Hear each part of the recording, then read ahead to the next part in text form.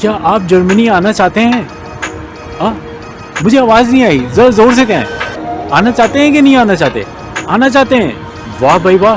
तो ये वीडियो तो फिर मैं बना ही आपके लिए रहा हूँ। इंटरनेट पे इस नौयत की बहुत सारी वीडियोस मौजूद हैं, लेकिन ये वीडियो जो है ये बिल्कुल ही अलग होने वाली है, क्योंकि ये वीडियो मैं 2024 साल के मुताबिक बना रहा हूँ, क्योंकि कुछ नए कवानीन ब्लू कार्ड स्कीम्स के अंदर ऐड हुए हैं, वो मैं आपको बताने जा रहा हूँ। ये वीडियो खुसूसी तौर पे उन लोगों के लिए मैं बना रहा हूँ जो जर्मनी आना चाहते हैं फास्ट ट्रैक के ऊपर। फास्ट ट्रैक से रिलेटेड अगर आपको याद हो, मैंने एक वीडियो कुछ अर्सा पहले बनाई थी, आप वो वीडियो यहाँ पे जाके देख सकते हैं, लिंक डिस्क्रिप्शन के अंदर मौजूद है। हुई ना मजे की बात, तो फिर आगे बढ़ते हैं। Few moments later. अगर आपके पास डिग्री भी है और अगर आपके पास कुछ अरसे का तजुर्बा भी मौजूद है जो कि आपकी डिग्री के मुताबिक है, तो आप इस रास्ते को इस्तेमाल करते हुए जल्द से जल्द जर्मनी आ सकते हैं।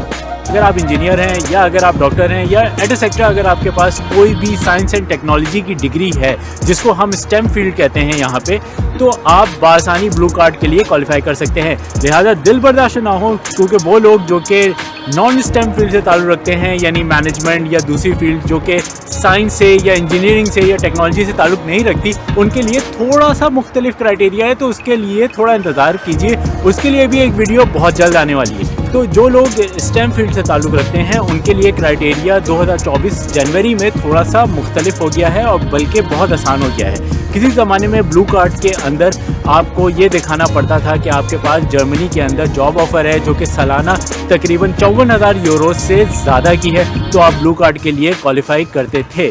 लेकिन अब यही क्राइटेरिया बहुत ज़्यादा आसान हो गया है, क्योंकि 2024 के इब्तिदा में ये रकम जो है, जो कि सालाना रकम है, कम कर दी गई है और ये तकरीबन 43,000 यूरो के बराबर हो गई है। अगर आप कोई भी जॉब जो कि साइंस एंड टेक्नोलॉजी फील्ड में लेते हैं, जिसमें यकीनन प्रोग्रामिंग फील्ड भी आ जाती है, और उसकी कुल आमदनी जो पूरे साल की है यूरो के अंदर, अगर वो 43,000 है, तो आप बआसानी वीज़ा के लिए क्वालिफाई कर सकते हैं। अब आते हैं मंजिल नंबर 2 पे, और मंजिल नंबर 2 ये है कि आपने नौकरी ढूंढनी कैसे है। वैसे तो आपस की बात है, इस वक्त जर्मनी में नौकरी ढूंढना थोड़ा मुश्किल है, क्योंकि जाहिर सी बात है रिसेशन चल रहा है। लेकिन खैर, जो तरीका मैं आपको बताने वाला हूँ ये आप अप्लाई करके देख सकते हैं। हो सकता है आपके केस के अंदर ये चीज़ थोड़ी सी काम कर जाए। लिहाजा बने रहिए, जुड़े रहिए और वीडियो को एहतमाम तक देखिए, क्योंकि इस वीडियो में आपका होने वाला है बहुत सारा फ़ायदा।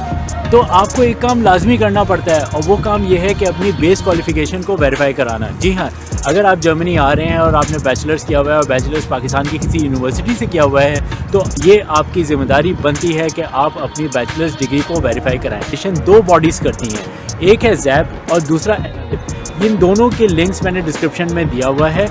अगर एनालिप के ऊपर आपको अपनी यूनिवर्सिटी सर्च करने पे नहीं मिल रही है, तो फिर आपको ज़ैप की मदद लेनी पड़ेगी। ज़ैप एक एजेंसी है, आपको उसको कांटेक्ट करना पड़ेगा, उसको अपने दस्तावेज़ात देने पड़ेंगे, की फ़ीस भरनी पड़ेगी, और फिर वो एक ख़ास मुद्दत की प्रोसेसिंग के बाद आपको बताएंगे कि आप एलिजिबल हैं नहीं हैं, या आपकी तालीम जो भी आपने हासिल की है वो रिकॉग्नाइज है या नहीं है। अगर के अंदर वो डायरेक्ट मिल जाती है, तो आपको किसी किस्म की कोई इन्वेस्टमेंट मज़ीद करने की ज़रूरत नहीं है। ये सबसे आसान फार्मूला ये है कि आपको लिंक्डइन के ऊपर जाना है, और लिंक्डइन पे जाके वहाँ पे प्रेफर्ड लोकेशन के अंदर जर्मनी लिखना है या बर्लिन लिखना है या डुसलडोर्फ, जो भी शहर आपने लिखना है वो आप वहाँ पे लिखें, और उसके बाद आप अपनी जो डिज़ायर्ड पोजीशन है जिसके ऊपर आप काम कर चुके हैं या जो आपकी डिज़ायर्ड स्किल्स हैं वो वहाँ पे लिख के आप नौकरी को तलाश कर सकते हैं। मैंने आपको सारी अहम बातें तो बता दी हैं। अब मैं सोच रहा हूँ मैं थोड़ा सा टेबल टेनिस खेल लूँ, और टेबल टेनिस से फारिग होने के बाद मैं आपको बताता हूँ कि आपने अब क्या करना है। जी हाँ, आपने जॉब भी फाइंड आउट कर ली है लिंक्डइन के ऊपर, आपने उसकी डिस्क्रिप्शन भी देख ली है। अब आपने अहम काम ये करना है कि आपने अपनी CV बनानी है उस जॉब से रिलेटेड, अपना कवर लेटर तैयार करना है उस जॉब से रिलेटेड, और फिर इसके बाद आपने उस जॉब पे अप्लाई करना है। याद कि उसकी वजह यह है कि जर्मनी के अंदर किसी भी जॉब की रिक्रूटमेंट के लिए कोई बंदा डेजिग्नेटेड नहीं होता, बल्कि ये एक ऑटोमेटेड सिस्टम इस्तेमाल करते हैं जिसको कहते हैं ATS। ATS के ऊपर तमाम CVs रिसीव होती हैं और ऑटोमेटिकली वो तमाम CVs को ATS सिस्टम स्कैन करता है। उसके अंदर जो मैक्सिमम वर्ड काउंट उसको मिलता है जो कि जॉब डिस्क्रिप्शन से रिलेटेड होता है, उस CV को वो पॉपअप कर देता है और फाइनली वही कैंडिडेट या वो list of candidate finally select होते हैं जिनके CV के अंदर वो डिज़ायर्ड कीवर्ड जो कि जॉब डिस्क्रिप्शन के अंदर गिवन है मैक्सिममली मैच हो रहे हैं। जॉब के ऊपर कम से कम 50, 100, 150 या 200 लोग अप्लाई कर रहे होते हैं, तो ये मुमकिन नहीं है कि कोई बंदा 200 लोगों की CV पढ़े। तो आपने एक मुनासिब जॉब भी ढूंढ ली, आपने कवर लेटर भी बना लिया, आपने CV भी उसके मुताबिक बना ली और आपने अप्लाई भी कर दिया और लेटर सपोज आप सिलेक्ट भी हो गए। आपका इंटरव्यू वगैरह होगा, इंटरव्यू होने के बाद आपको एक लेटर मिल जाएगा जिसको आप कह सकते हैं एम्प्लॉयमेंट लेटर। वो लेटर बहुत अहम है क्योंकि वो एक सबूत है कि आपको जर्मनी के अंदर जॉब मिल गई है और उस लेटर के अंदर यकीनन वो अमाउंट भी लिखी हुई होगी जो कि इस बात की ज़ामिन है कि आप ब्लू कार्ड के ऊपर अप्लाई कर भी सकते हैं या नहीं कर सकते। तो लिहाजा ये अमाउंट बहुत इंपॉर्टेंट है। अगर ये अमाउंट या ऑफर्ड सैलरी ब्लू कार्ड की थ्रेशोल्ड या रेंज से कम है तो फिर आप ब्लू कार्ड की स्कीम के अंदर अप्लाई नहीं कर सकते। तो ये मेक श्योर करें कि अगर आपके एम्प्लॉयर ने आपको जॉब ऑफ़र की है तो वो ऑफ़र ब्लू कार्ड की स्कीम के मुताबिक होनी चाहिए। अब लिखें blue card requirement Islamabad embassy या blue card requirement Karachi embassy, उसके साथ आपको एक लिस्ट पूरी आ जाएगी। तो आप स्क्रीन के ऊपर देख सकते हैं कि मैंने यही कीवर्ड्स लिख के इस्लामाबाद एम्बेसी या कराची एम्बेसी के ऊपर ब्लू कार्ड की कुछ रिक्वायरमेंट्स निकाली हैं जो कि फुलफ़िल करना बहुत ज़्यादा ज़रूरी है।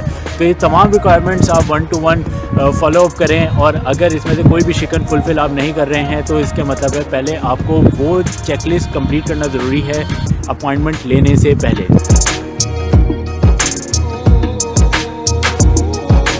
क्या नाज़रीन, ब्लू कार्ड स्कीम पे आने के बहुत सारे फ़वाइद हैं और अगर आप ब्लू कार्ड स्कीम पे जर्मनी आते हैं तो इसके कुछ फ़वाइद मैं आपको बताता हूँ। सबसे पहला फ़ायदा ये है कि ब्लू कार्ड स्कीम के ऊपर अगर आप जर्मनी आ जाते हैं तो 21 महीने के अंदर आप PR अप्लाई कर सकते हैं।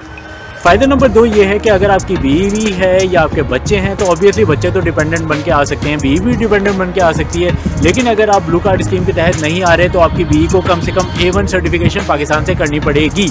लेकिन अगर आप ब्लू कार्ड स्कीम के थ्रू यहाँ पे आते हैं तो ये एक थोड़ा फास्ट ट्रैक है। इसके अंदर फ़ायदा ये हो जाता है कि आपकी वाइफ को आइंस करने की ज़रूरत नहीं है, वो यहाँ पे आ सकती है बआसानी बगैर आइंस किए। नाज़रीन, उम्मीद करता हूँ ये वीडियो आपको पसंद आई होगी। अगर आपको ये वीडियो पसंद आई है तो लाइक, सब्सक्राइब, शेयर ज़रूर कीजिएगा और बेल आइकन को ज़रूर प्रेस कीजिएगा।